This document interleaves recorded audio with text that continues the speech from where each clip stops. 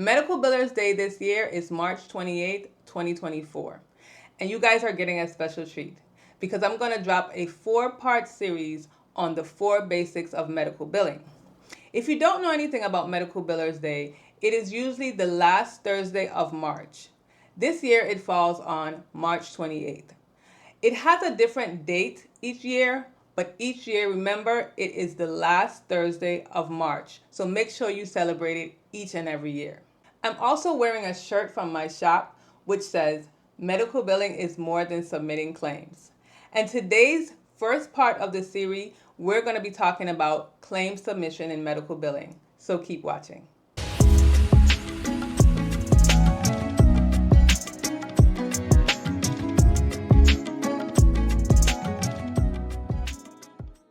So claim submission for me is what I think about when I'm thinking about a medical biller. So if you watch this diagram right here, you'll notice where we're starting today, which is claim submission.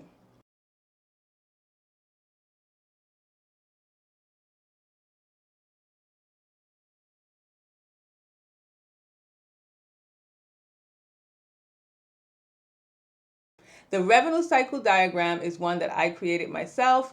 If you Google it, you'll see different types of diagrams, but this is mine, and it is a 10-part diagram that describes the complete revenue cycle. Today, we're going to be starting off at claim submission. So if you're new to billing, you might want to know, well, when do you actually submit claims? You submit a claim when an encounter has been finished, because in order to have a claim, you need to actually have an encounter. Then you also need to have a third-party payer or an insurance company that's responsible for paying for that encounter. The provider or a medical coder needs to code that encounter so that you can then use that information to send out a claim. So what do you use to submit claims? Now, for the private practice, which is where I work and where I have been working, you would use a 1500 form.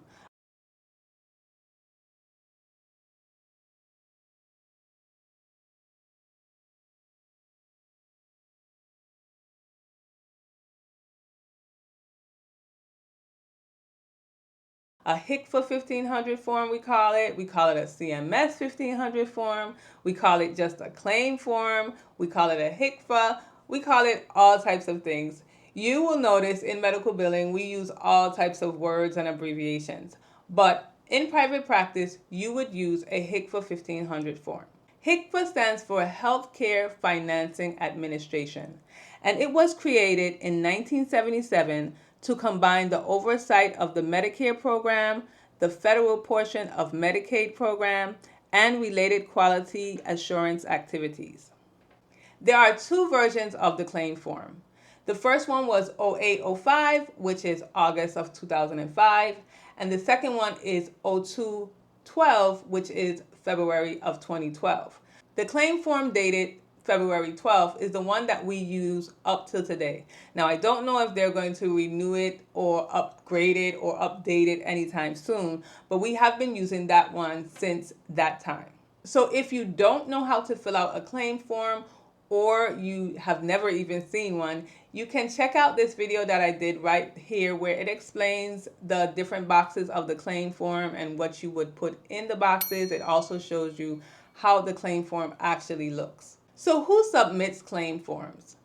A licensed healthcare provider can submit a claim form, and there are certain people who can submit that claim form on their behalf. Now, the provider can do it themselves, or a biller can do it for the provider, the office manager, the front desk. Whoever does it needs to be knowledgeable as to where to send the claim forms and how to fill out the claim form. Where are claims submitted from? Now, claims can be submitted from the medical offices, from the dentist's office, pharmacies, laboratories, hospitals. There are several places that claims can be submitted from. They might not all use the same type of claim form as a medical provider would use, but they all may submit some form of a claim. I'm talking specifically today about the 1500 form, which is what medical providers use. And how are claim forms submitted? Claims can be submitted by paper or electronically.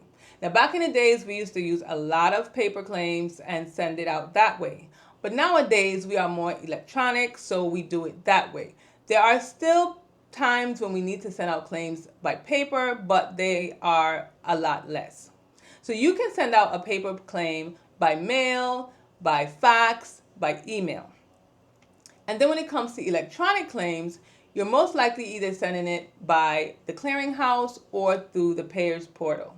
So there are different ways that you can send out claims to payers. Now, when I talk about sending out claims, I would be remiss if I did not say, where do you get this information to generate the claims?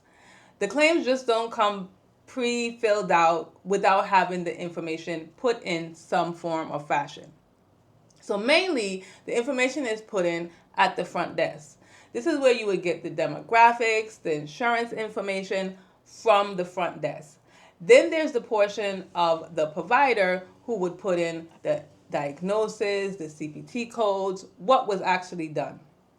You also have information that is standard, like the provider's NPI, the tax ID information, the billing address. All of those things need to already be in the system before you can actually generate a claim that has the correct information on it. I also would be remiss if I did not mention timely filing, because timely filing is extremely important for claims. If you do not send your claims out in a timely fashion, your claims will not even be processed by the payer.